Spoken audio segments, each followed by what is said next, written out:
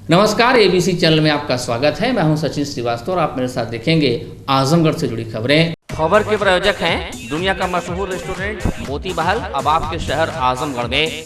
Central bank के नीचे पुरानी सब्जी मंडी आजमगढ़। रामेश्वर प्रसाद ज्वेलर्स, प्रथम तल, Jalans mega shopping mall Azamgarh और वुडन टच भवरनाथ आजमगढ़। आजमगढ़ के मुबारकपुर कस्बे में डायरिया के प्रकोप के चलते करीब 2 की मौत की सूचना है और 200 लोगों के बीमार होने की सूचना से हड़कंप मचा है। स्वास्थ्य विभाग व प्रशासन पर सवाल खड़े हो रहे हैं। अभी कुछ दिन पहले ही दूषित पेयजल आपूर्ति के कारण नगर में पीलिया जैसी बीमारी में पांव पसारा था। अब डायरिया के लिए भी दूषित पानी को दोषी ठहराया जा रहा है। मौके पर रात में डीएम, एसपी, सीएमओ ने दौरा कर स्थिति का जायजा लिया। वहीं बीमारों की संख्या ज्यादा होने के चलते आजमगढ़ मुख्यालय पर कई मरीजों को रेफर किया गया। मुबारकपुर कस्बा के वार्ड नंबर 1 बलुआ मोहल्ले में डायरिया का सबसे ज्यादा प्रकोप है। मुबारकपुर कस्बा घनी आबादी का इलाका है और बनारसी साड़ी के निर्माण के लिए मशहूर है। बताया जा रहा है कि यहाँ पानी सप्लाई के पाइप में लीकेज कई दिनों से था। पानी का स्वाद खराब लग रहा था, लेकिन किसी ने ध्यान नहीं दिया। बीती देर शाम से डायरिया पीड़ितों के अस्पताल पहुंचने का सिलसिला शुरू हुआ तो सुबह तक जारी था। हर तरफ अफरा तफरी मची थी। मुबारकपुर के विधायक शाह आलम गुड्डू जमाली, नगर पालिका चेयरमैन प्रतिनिधि हाजी अब्दुल मजीद समेत कई जनप्रतिनिधियों ने भी स्थिति का मौके पर पहुंचकर जायजा लिया। अचानक से मरीजों की संख्या बढ़ने से स्वास्थ्य विभाग के हाथ पांव फूल गए। मुबारकपुर सामुदायिक स्वास्थ्य केंद्र की क्षमता 30 बेड की है। अचानक से दर्जनों मरीजों के पहुंचने से जहां सभी के हाथ पांव फूल गए, कुछ ही देर में यहां सभी बेड फुल हो गए। इसके अलावा भी अन्य लोगों के लिए अलग से व्यवस्था कराई गई। यहां भी कम पड़ने लगी तो लोगों को निजी अस्पताल, मेडिकल कॉलेज व जिला अस्पताल में भर्ती कराया गया। करीब 5 वर्ष पूर्व भी मुबारकपुर कस्बा में इसी प्रकार से डायरिया का प्रकोप हुआ था, जिससे कई लोगों को अपनी जान से हाथ धोना पड़ा। लोगों को डर है कि फिर ऐसी स्थिति से कस्बा वासियों को दो जार न होना पड़े। खबर है कि 50 वर्षीय जहरुद्दीन पुत्र मोहम्मद शकूर एवं 80 वर्षीय छोटू की मौत हो गई। बताया जाता है कि मृतक दोनों चाचा भतीजा हैं और इनके परिवार में 4 लोग बीमार थे। रोशन जहां 26 वर्षीय पुत्री जहरुद्दीन, सलमा खातून पुत्री नौशाद, 3 वर्षीय अन्य बीमार हैं। डायरिया की चपेट में आने से 12 बजे रात्रि को मौत हो गई, जबकि छोटू की बुधवार को भोर में 3 बजे मौत हो गई। ऐसे ही अन्य कई परिवार हैं जिसमें कई सदस्य पीड़ित हैं। मुबारकपुर सीएचसी व अन्य निजी अस्पतालों में जगह की कमी होने के चलते कई मरीजों को चक्रपाणपुर स्थित मेडिकल कॉलेज और जिला मुख्यालय स्थित मंडलीय अस्पताल में रेफर किया गया। इसके बाद ऐसी नौबत न आए, इसके लिए तमाम व्यवस्थाएं की गयी, लेकिन अब ऐसी घटना दोबारा होने पर एक बार फिर व्यवस्था पर सवाल खड़े हो गए। जिले के DM Rajesh Kumar, ADM Narendra Singh, SDM Vagish Shukla बुधवार की सुबह मुबारकपुर पहुंचे और मरीजों का हालचाल लेने के बाद थाने में स्वास्थ्य विभाग और नगर पालिका के अधिकारियों के साथ बैठक कर आवश्यक दिशा निर्देश दिए। जिलाधिकारी ने 192 मरीजों की पुष्टि करते हुए बताया कि संक्रमित मरीजों का इलाज जिले के अस्पताल में किया जा रहा है। 50 मरीजों को जिले के मेडिकल कॉलेज में भर्ती कराया गया, जबकि 28 मरीजों को जिला अस्पताल में भर्ती कराया गया है। 33 मरीजों को मुबारकपुर के अस्पताल में भर्ती किया गया। अभी तक 71 मरीजों को डिस्चार्ज भी किया जा चुका है। हालांकि डीएम ने कहा कि फिलहाल सप्लाई पानी बंद कर दिया गया है और टैंकर से पानी की आपूर्ति की जा रही है। सभी मरीजों के लिए इलाज के लिए अच्छी व्यवस्था की जा रही है। सभी की हालत स्टेबल है। देखिए, कल शाम से केसेस आने शुरू हुए दोपहर बाद से। कुल अब तक 192 जिसमें मेडिकल कॉलेज में 50 पेशेंट यहाँ से रेफ़र करे गए हैं। 28 जिला मंडलीय चिकित्सालय में गए हैं और यहाँ पे वर्तमान में जो मुबारकपुर में एडमिट है, यहाँ पे 33 पेशेंट एडमिट है। 71 लोगों को डिस्चार्ज किया जा चुका है। मैं ये बताना चाहूँगा कि सभी लोग खतरे से बाहर हैं। उनको ऑब्जर्वेशन में रखेंगे एक दिन, जिससे कि दोबारा रिलैप्स ना करें, पर सभी खतरे से बाहर हैं। सभी को टाइमली ट्रीटमेंट मिल गया है, इसलिए सभी खतरे से। ये क्या किस वजह से हुआ है? देखिए, उसकी अभी सभी लोगों को देखिए, डायरिया जो होता है पानी की वजह से होता है, तो कहीं ना कहीं पाइपलाइन में या किसी वजह से पानी जो है घरों में गया होगा। तो इसलिए कल ही हमने जब ये सूचना मिली थी, तभी से हमने पाइपलाइन से सप्लाई बंद कर दिया था पानी का। अब उस पूरी पाइपलाइन को टंकी से लेके जहाँ तक घरों तक जा रही है, क्योंकि आप देखेंगे 2 मोहल्ले हैं मेजर तौर पे जिनमें गया है, तो उसकी जो पाइपलाइन है उसको पूरा रास्ते पर चेक किया जाएगा अगर कहीं उसमें लीकेज वगैरह है, क्योंकि बारिश का पानी भी है, कई बार लोग टुल्लू पंप घर में लगाते हैं तो खींचते हैं, जैसे बीच में सप्लाई बंद होती है तो वो गंदा पानी सक कर लेता है, वो भी एक कारण हो सकता है। मैंने ये नहीं कह रहा कि वही कारण है, तो उस कारण को आज पूरी टीम हमारी लगेगी। अभी सभी जो स्टेक होल्डर्स है, जल निगम से लेकर जलकल, नगर पालिका और बाकी लोगों को बुलाया गया पूरी टीम को, वो करेगी। और साथ में जगह जगह मोहल्लों में सैंपलिंग भी किया जाएगा पानी का, कि दूषित पानी कहाँ कहाँ आया है, वो सभी पूरा किया जाएगा। अभी हमने प्रिकॉशनरी तौर पे पानी बंद कर दिया, टैंकर से पानी सप्लाई कर रहे हैं और आरओ का पानी भी सप्लाई कर रहे हैं। और साथ में जो मोहल्ले हैं उन सब में किट्स प्रोवाइड की गई हैं, ORS की किट्स प्रोवाइड गई हैं, और जो प्रारंभिक मेडिसिन होनी चाहिए वो प्रोवाइड करी जा रही है। क्लोरीन की टैबलेट्स प्रोवाइड करी जा रही हैं कि उसके बिना ये नाले, और घर घर में जाके बताया जा रहा है कि उबला पानी पिए कम से कम अगले 2 हफ्ते तक, जिससे कि हम इस केस को रोक सकें। मैं आपको बताना चाहूँगा सुबह 9 बजे के बाद केस आने की जो तीव्रता है वो कम हुई है, अब केसेस आने कम हुए हैं। कोई खबर तो है नहीं सर? नहीं, ऐसा कोई केस नहीं है। सभी को टाइमली ट्रीटमेंट दिया गया और सभी जो खतरे से बाहर। तो अब तक ले मुबारकपुर के कितने मोहल्लों से सर मरीज यहाँ तक आए हैं? 2 मोहल्ले मुख्यतः हैं, एक तो बलुआ कटरा बलुआ है और एक सरैया है, 2 मोहल्ले, और एक और इब्राहिम इस्लामपुर जो है उसमें से 3-4 केस आए हैं, तो ये टोटल इतने केस। ये कल की घटना है। मुझे जैसे ही पता चला, मैं 15-20 मिनट के अंदर, चूँकि सठियाओं में ही था, मैं भागा आया यहाँ पे, अपने हॉस्पिटल गया, यहाँ के जो स्वास्थ्य केंद्र है, उसके बाद में एक प्राइवेट हॉस्पिटल है वहाँ गया। मुझे लगता है सब टोटल करने पे 50-60 की संख्या रही होगी। उसी वक्त हमारी CMO साहब से भी बात हुई, जिला प्रशासन में भी बात हुई, और ये भी बात सही है कि उन लोगों ने इसको बहुत प्रायोरिटी पे लिया और वो एकदम इफ़ेक्टिव होकर के उन लोगों ने काम किया। अभी तक जो मुझे सूचना मिली है, अभी चूँकि मैं अभी स्वास्थ्य केंद्र भी गया था, जिला अस्पताल भी गया था, तो लगभग 200 से गई है इसकी।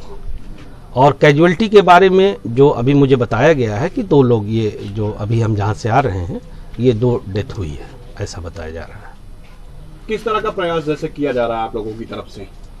भाई अब देखिए, जो हमने देखा है कि जो मेडिकल सुविधाएं हो सकती हैं, जो ट्रीटमेंट हो सकता है, वो जिला प्रशासन और जिले की मेडिकल टीम लगी हुई है। और मैं बीइंग ए MLA ये उनके प्रयास से सेटिस्फाई हूँ कि they are doing their best, जो कर सकते हैं दे आर डूइंग इट। अच्छा, पिछली बार भी इस तरह की घटनाएं हो चुकी हैं, फिर ये डायरिया का? हाँ, ये बात भी सही है। अभी उसी पे चर्चा हो रही थी हमारी डॉक्टर से भी, कि लगभग मुझे याद पड़ता है कोई 3-4 साल पहले की बात।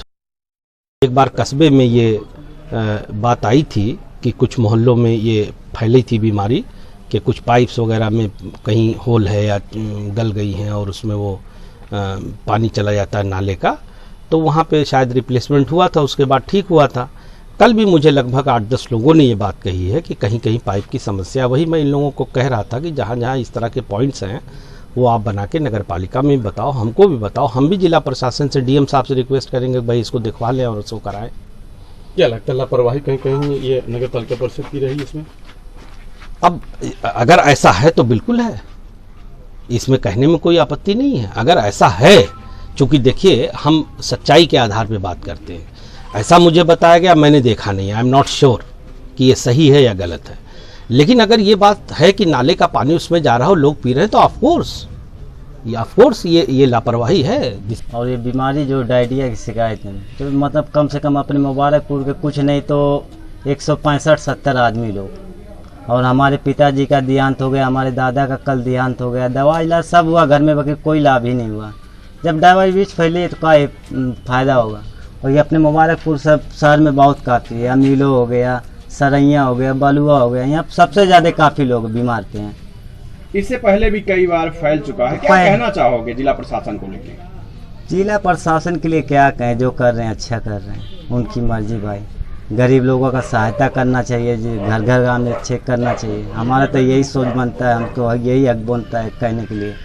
सरकार है हमारी बड़ी, उनको सोच समझ के चलना चाहिए। हमारे घर में 2-2 मैयत हो गई, किसी का पता ही नहीं था। कंदरापुर थाने की पुलिस ने मंगलवार की शाम क्षेत्र के दरौरा गांव में भेजे गए डाक पार्सल से कारतूसों का जखीरा बरामद किया है। इस मामले में पुलिस ने एक व्यक्ति को उठाया, मामले की जांच जारी है। बताते हैं कि कंदरापुर क्षेत्र के दरौरा कॉलोनी में रहने वाले एक व्यक्ति के नाम से आए डाक पार्सल पर डाकियों को संदेह हुआ और उसने इसकी जानकारी अपने अधिकारियों को दी। अधिकारियों के कहने पर पुलिस की मौजूदगी में जब डाक खोला गया तो उसमें खोखा कारतूस का जखीरा देख सभी दंग रह गए।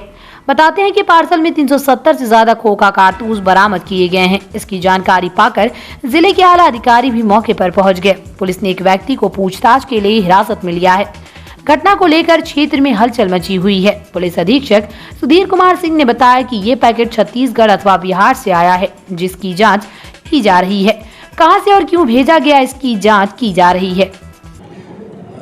देखिए, कल थाना कंद्रापुर क्षेत्र में जो पोस्ट ऑफिस है उसमें एक पार्सल आया था और जब उस पार्सल पर शक हुआ तो भारी पाया गया, तो उसे उन्होंने खोला पोस्ट ऑफिस वालों ने शक होने पर। उसके अंदर से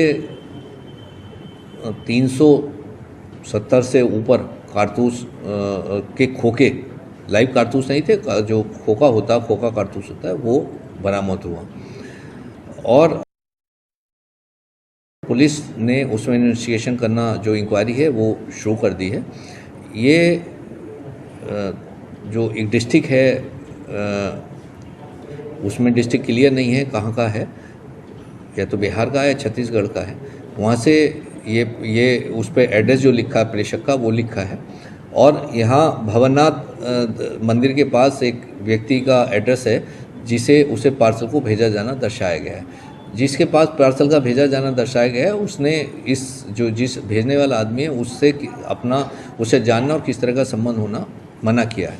अभी इस चीज़ की इन्वेस्टिगेशन की जा रही है कि जो एड्रेस लिखा है क्या उसी एड्रेस से वो पार्सल भेजा गया या कहीं और से पार्सल भेजा गया, वो आज जांच उसमें की जा रही है तो पोस्ट ऑफिस के थ्रू।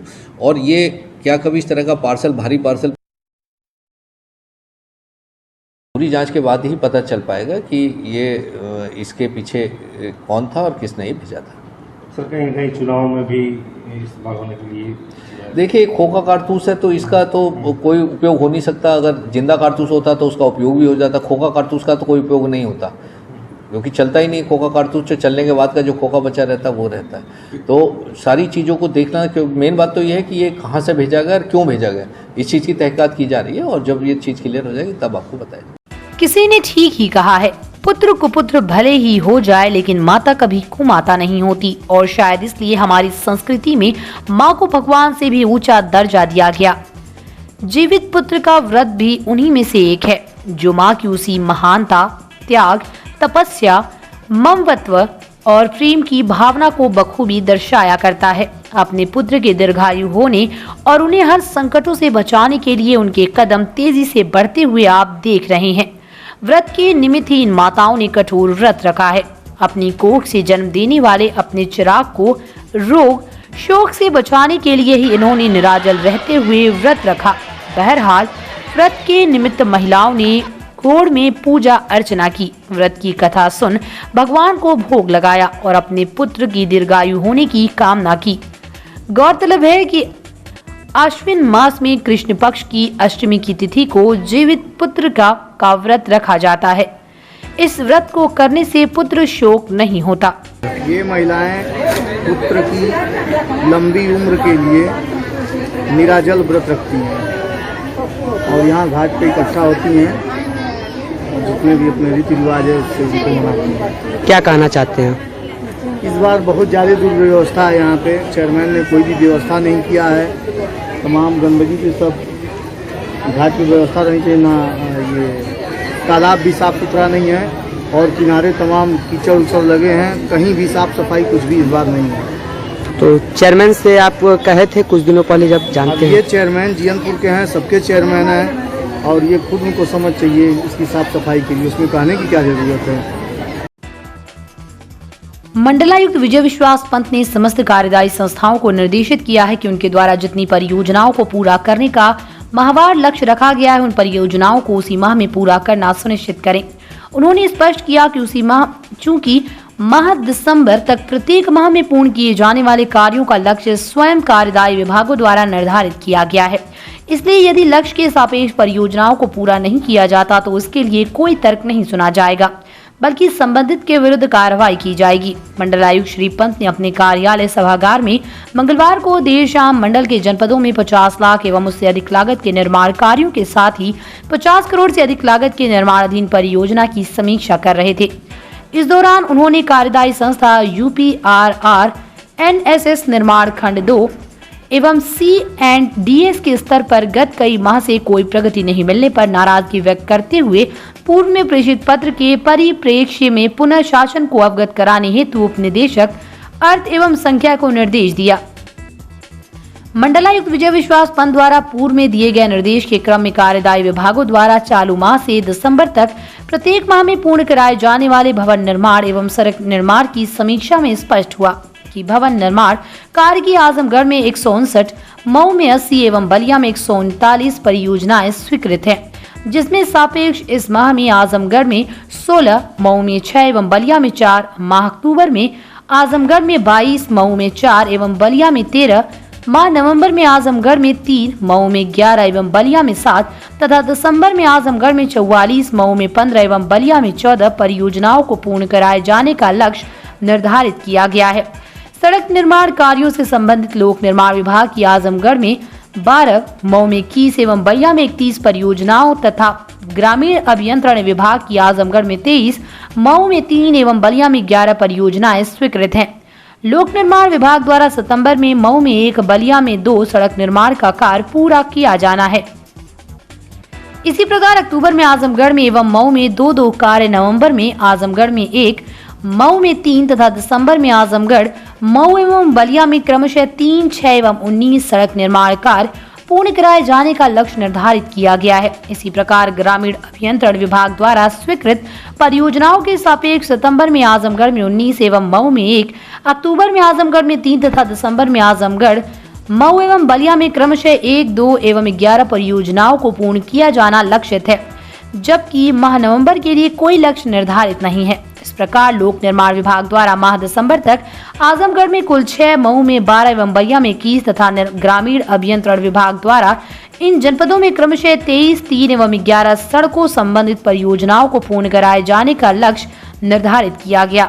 मंडलायुक्त श्री पंत ने समस्त कार्यदायी विभागों को इस संबंध में निर्देश दिया कि माह दिसंबर तक के निर्धारित लक्ष्य में न तो कोई संशोधन स्वीकार किया जाएगा और न ही मानक और गुणवत्ता से कोई समझौता किया जाएगा।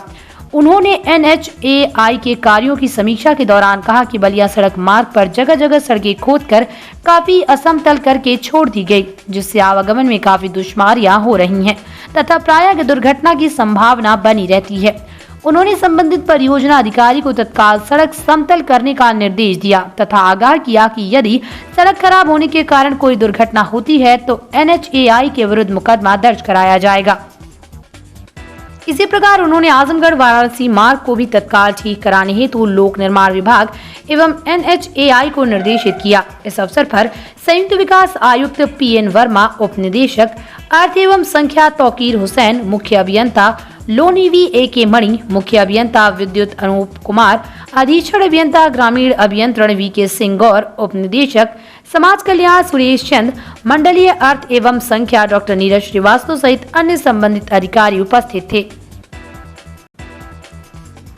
सपा छोड़ बसपा की सदस्यता ग्रहण करने के एक दिन बाद बसपा के वरिष्ठ नेता गरीबों, मजदूरों, दलितों, शोषित वर्गों की 40 साल से लगातार लड़ाई लड़ने वाले पूर्व प्रधानमंत्री चंद्रशेखर सिंह के शिष्य शंकर यादव अपने विधानसभा क्षेत्र के अजमतगढ़ ब्लॉक में दर्जनों भर गांव का दौरा किया। आधा दर्जन लोगों के घर पहुंचकर शोक संवेदना भी व्यक्त की, क्योंकि जिन लोगों के घर आकस्मिक बीमारी व किसी कारणवश मृत्यु हुई थी उनके घर पहुंचकर अपनी शोक संवेदना व्यक्त की।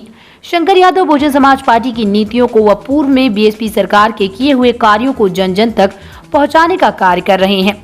जनसंपर्क के दौरान भोवना खुर्द, आलियाबाद, बागपुर, महावतगढ़, हजमतगढ़ आदि गांव में जनसंपर्क कर बसपा की नीतियों को जहां बताने का कार्य किया, तो वहीं पर शंकर यादव ने ये भी कहा कि अजमतगढ़ सहित अन्य जनपदों में भी बहन कुमारी मायावती को मजबूत करने के लिए जाऊंगा।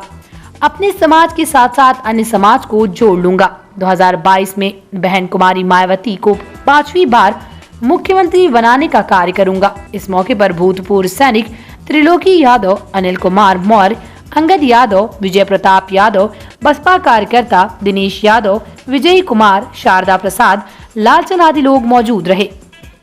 दौड़ा हमने जो है अजमेरगढ़ ब्लॉक में हरनही से लेके क्या नाम है देवपुर और भुवना पुना बुजुर्ग, ये जितने सारे गांवों का दौरा मैंने किया है। घुमा हूँ, लोगों के बीच में गया हूँ जहाँ लोग वो किए मरे हुए लोग थे। आज किसी के यहाँ ब्रह्मभोज था, किसी के यहाँ। आज तो एक जगह गया हूँ तो 1 घंटा पहले बेचारे मरे थे, बहुत गरीब थे, उनके यहाँ पहुँचा हूँ। और साबी ललियाबाद कटाई में, और एक बच्ची परसों बरसात में दीवार गिर गई, बहुत गरीब लोग थे और दीवार गिर गई। दीवार गिरने से 3 बच्ची, एक बच्ची तो एक्सपायर कर गई और दो बच्चियाँ घायल हो गई थी। उनके यहाँ गया हूँ, देखा हूँ मिट्टी की दीवार पूरे जो है गिर चुकी थी, उनके पूरे जहाँ सोए थे बच्चे, वहाँ गया हूँ। वहाँ से फिर घूमते हुए सबसे मिलते जुलते आज देवपुर में आया हूँ। देवपुर में शंकर यादव जी की माँ का देहांत हो गया था, उनके दुख में शरीक हुआ हूँ। बसपा को बहन मायावती जी ने जो मेरे पर विश्वास किया है और स्नेह दिया है, सम्मान दिया है, उसके लिए 2022 में मैं उनको मुख्यमंत्री बनाने के लिए जितनी मेरी क्षमता है, जितनी मेरी ताकत है, मैं लोगों के बीच में जा कर के बसपा को आगे बढ़ाने के लिए हर कदम उठाऊंगा, हर काम करूंगा। आजमगढ़ जिले के सकरी तहसील क्षेत्र के जीएनपुर कस्बे में विद्युत विभाग ने चेकिंग अभियान चलाया। वहीं बड़े बकायेदारों की विद्युत आपूर्ति काटी गई। विद्युत विभाग के अभियान से कस्बे में हड़कंप मचा रहा। जानकारी के अनुसार दोपहर 2 बजे विद्युत विभाग उपखंड अधिकारी अखिलेश यादव के नेतृत्व में दर्जनों विद्युत कर्मचारियों के द्वारा जीएनपुर कस्बे में चेकिंग अभियान चलाया गया। इस दौरान 10,000 रुपए से अधिक बकायेदार 1 दर्जन लोगों के विद्युत आपूर्ति काटी गई। तो वहीं विद्युत बकायेदारों को चेतावनी देते हुए कहा कि जल्द से जल्द बकाया विद्युत बिल जमा कर दें। जीएनपुर कस्बे के आजाद नगर, कुरैश नगर, आर्य नगर, बाजार खास में विद्युत विभाग की टीम ने अभियान चलाकर निरीक्षण किया। विद्युत विभाग ने इस अभियान से जीएनपुर कस्बे में हड़कंप मचा रहा। इस दौरान विद्युत विभाग जूनियर इंजीनियर अनुराग सहित आलोक, रवि, उमेश व लाइनमैन अमरजीत, विंध्याचल इत्यादि दर्जनों कर्मचारी मौजूद रहे। आजमगढ़ के गंभीरपुर थाना के मोहम्मदपुर पुलिया के समीप फरिया मोड़ पर मगई नदी के पास पोखरे में बुधवार सुबह अज्ञात अधेड़ का शव मिलने से सनसनी मच गई। स्थानीय लोगों की सूचना पर मौके पर पहुंची पुलिस कई घंटे शव की शिनाख्त में जुटी रही। शव को पोस्टमार्टम के लिए भेज दिया गया है। हाईवे के समीप होने के चलते माना जा रहा है कि अधेड़ की कहीं और हत्या करके शव को ठिकाने लगाने के लिए यहां पर फेंका गया होगा। मोहम्मदपुर कस्बा से होकर मगई नदी गुजरती है। इसी नदी के किनारे शमशान घाट है और कुछ दूर पर ढाबे के पीछे एक पोखरा है। सुबह ग्रामीण शौच आदि के लिए उधर गए तो उन्होंने पोखरे में शव उतराया हुआ देखा। पर ग्रामीणों की सूचना पर गंभीरपुर थाना पुलिस पोखरे पर पहुंची और स्थानीय लोगों की मदद से शव को पोखरे से बाहर निकलवाया। दुनिया का नामचीन मोती महल रेस्टोरेंट अब आपके शहर आजमगढ़ में यूएसए, लंदन, बहरीन, यूएई सहित देश विदेश में 100 outlet veg, non veg, Indian, Chinese और थाईलैंड के लजीज व्यंजन के साथ ही मोती महल की मशहूर तंदूरी चिकन उपलब्ध। वैलिड पार्किंग की विशेष व्यवस्था।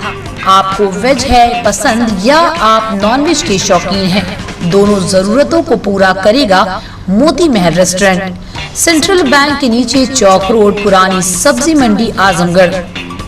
जनपद के 80 वर्ष पुराने रघुनंदन प्रसाद रामेश्वर प्रसाद ज्वेलर्स, आसिफगंज, पुरानी कोतवाली, आजमगढ़ की नई ब्रांच रामेश्वर प्रसाद ज्वेलर्स, प्रथम तल Jalans mega shopping mall, Sidhari, Azamgarh. हमारे यहाँ सोने, चांदी एवं हीरे की पूर्णतः हॉलमार्क ज्वेलरी 100% वापसी पर उपलब्ध। आसान किश्तों पर हॉलमार्क ज्वेलरी उचित मूल्य पर प्राप्त करें। ज्वेलरी की शुद्धता मापने के लिए फ्री कैरोमीटर की व्यवस्था। शादी विवाह की करनी हो तैयारी या त्योहारों की हो खरीदारी, आपके भरोसे पर हमेशा खरा उतरेगा रामेश्वर प्रसाद ज्वेलर्स, प्रथम तल Jalans mega shopping mall, Sidhari, Azamgarh. Wooden touch Bhawarnath, Azamgarh, a complete hardware store. हमारे यहाँ branded plywood, flush door, designer door, PVC door, formica, fancy hardware, kitchen की चिमनी एवं मॉड्यूलर किचन की एक्सक्लूसिव रेंज उपलब्ध। अपने आशियाने में लगाइए 4 चांद, पहुंचिए वुडन टच, भंवरनाथ, आजमगढ़।